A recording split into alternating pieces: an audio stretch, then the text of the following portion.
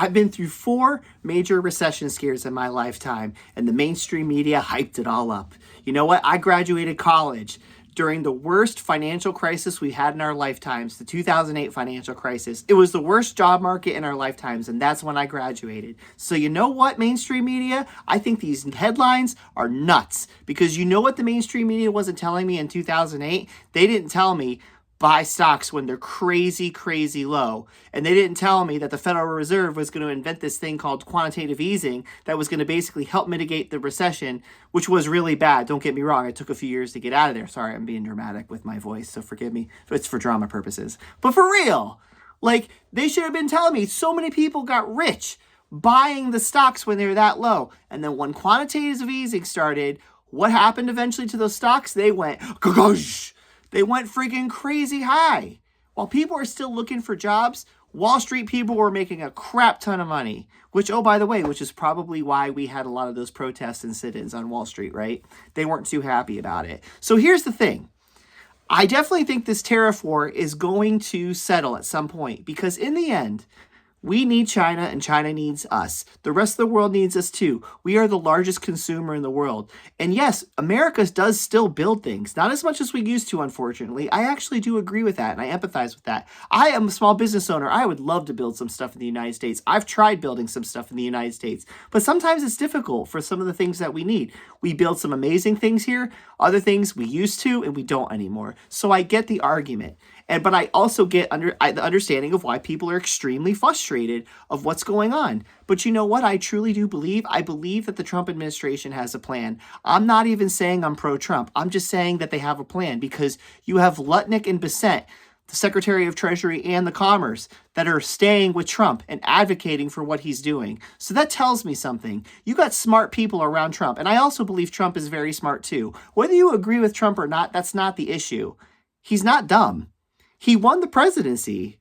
He legitimately is the president. He won the popular vote. He won the Electoral College. We haven't had a president do that, a Republican president do that, in over 40 years since Ronald Reagan. So he's the legitimate president. He's doing what he says he's doing, so that's not why I'm surprised. I was surprised how high those tariffs were, though. Dang. Everybody was. Nobody was expecting it to be that high, and that's why the markets are reeling right now.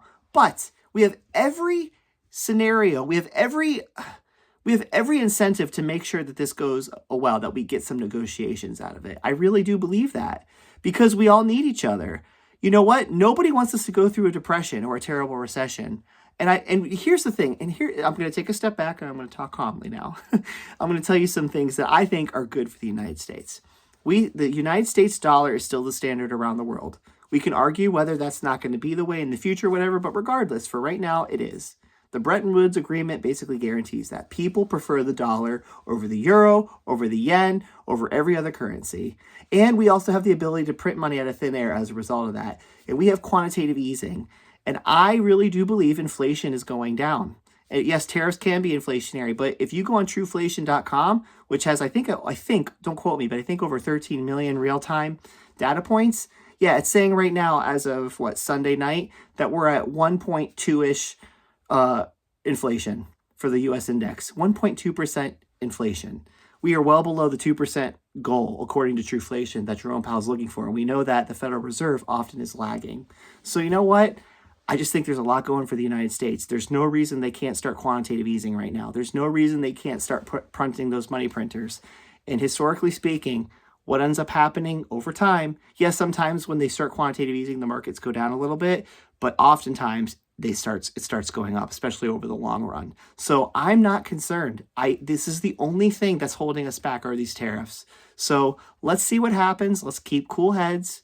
I'm talking calm now because this is truly how I feel. We have no control over it. I have no control over any of this. Neither do you. But you know what I do know? I can zoom out and I can look at history and I could say that we have every incentive to come out of this. And I think when we come out of this, the markets are going to rip. And they're going to melt faces, in my humble opinion.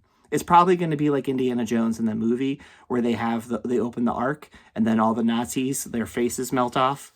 That's what's going to happen to the bears, in my humble opinion, just as a dude on the internet. So take my 2 cents for what it's worth.